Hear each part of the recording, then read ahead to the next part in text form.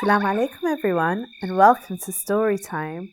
Today we're going to be reading the story of Nabi Nuh or Noah. Get comfortable and then we'll begin. Long, long ago there lived a very pious old man whose name was Noah or Nuh alayhi salam, and he was a prophet of Allah. In those days, he used to worship Allah and he used to tell everybody the message of the truth. But not everybody used to believe him and not everybody used to listen to him. He tried his very, very best for a very long time, but not many people listened to him. So he prayed to Allah for his help, and Allah heard his prayers and asked him to build an ark. He told him that a great flood would come, and so he would need an ark to protect himself and protect everybody who believed in him. So he started building an ark with the help of some of his believers and followers. Everybody else laughed at them and said, "Why are you building an ark? There are no rivers, there are no seas nearby." But Prophet Nuh told them, "You will see, a flood will come." When the ship was ready after lots and lots of hard and tiring work, Nabi Nuh asked all the believers to go onto the ship in the name of Allah. Allah then told Nabi Nuh that he has to bring 2 of each animal to come onto the ark as well, and he needed to bring enough food to feed all the believers and all the animals for a very long time. This was a very big and tiring job, but Nuh alayhi salam and his followers carried it out with all sincerity.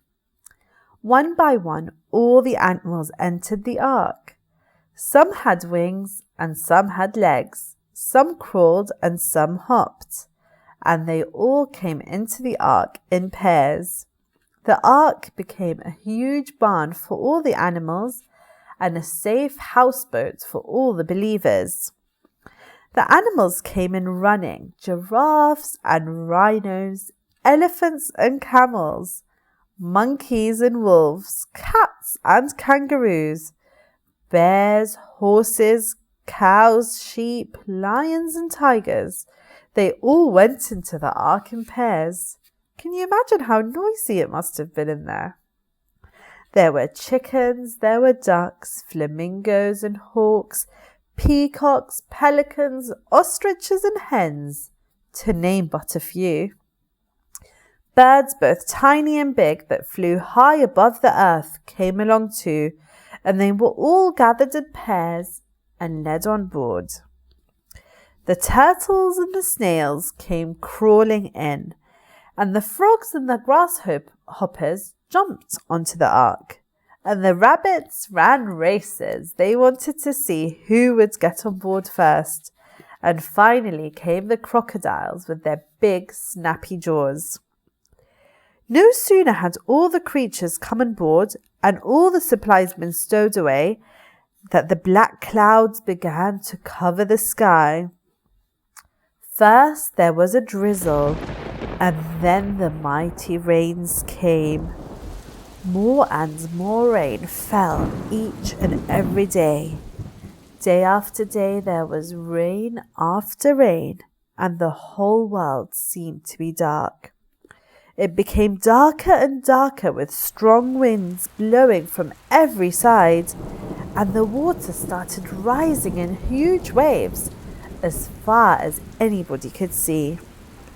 Allah commanded the floodgates of heaven to open and the ground to crack open so that fountains of water came shooting up. The rivers overflowed and the water fell in torrents. The ark rose and fell on waves as tall as mountains.